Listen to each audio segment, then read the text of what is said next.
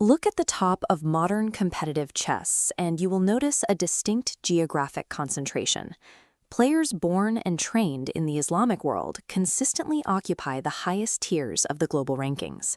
We see prodigies like Nadirbek Abdusattorov leading a massive chess boom in Uzbekistan, alongside Iranian-born grandmasters like Ali Reza Firuzja, who are completely dominating the international circuit.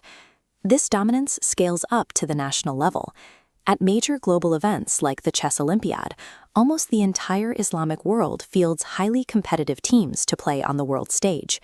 Despite vast differences in local politics and geography, these nations share a unified strength in this specific high-stakes competition.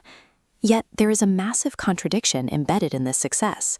Powerful Islamic scholars have historically looked at this game and declared it haram, strictly forbidden. These prohibitions carry into the modern era. Saudi Arabia's Grand Mufti has issued a fatwa against the game, and Iran's clerics publicly banned people from playing it entirely following the 1979 revolution. How can a culture produce some of the most successful players on Earth for a game its own religious authorities consider a sin? Historically, early Islam actually embraced the board. When the game migrated out of India and into Persia, it was quickly adopted by the Islamic caliphates under the name Shatranj. Muslim scholars in Baghdad began analyzing the game mathematically. They wrote down the very first chess openings and puzzles, inventing the early algebraic notation we still use to read and write matches today.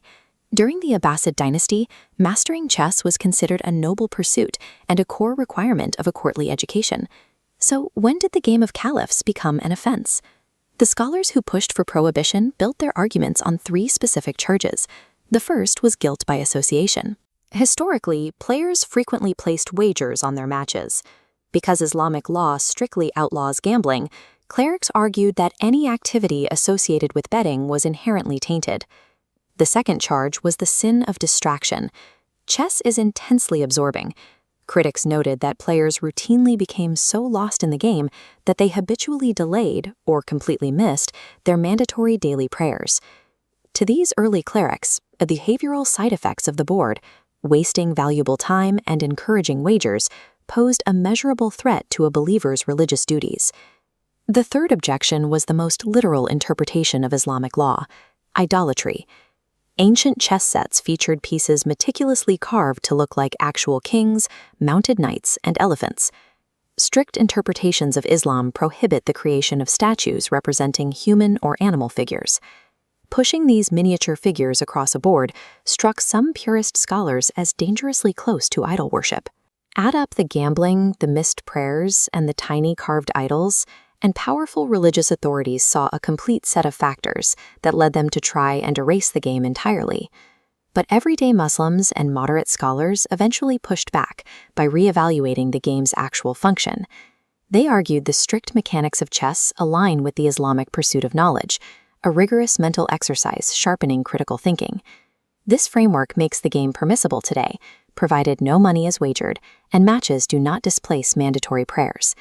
By separating the mechanics of the board from the historical vices associated with it, they managed to keep the game alive. This reconciliation is why players from Uzbekistan to the UAE flourish in the global rankings. Modern scholars carved out a logical space for their talent to develop alongside their faith. Chess has endured shifting empires and sweeping religious edicts, remaining a fixture of academic and social life for over a millennium. The board's history suggests morality does not live within carved wooden pieces. It rests in the choices of the person sitting at the table.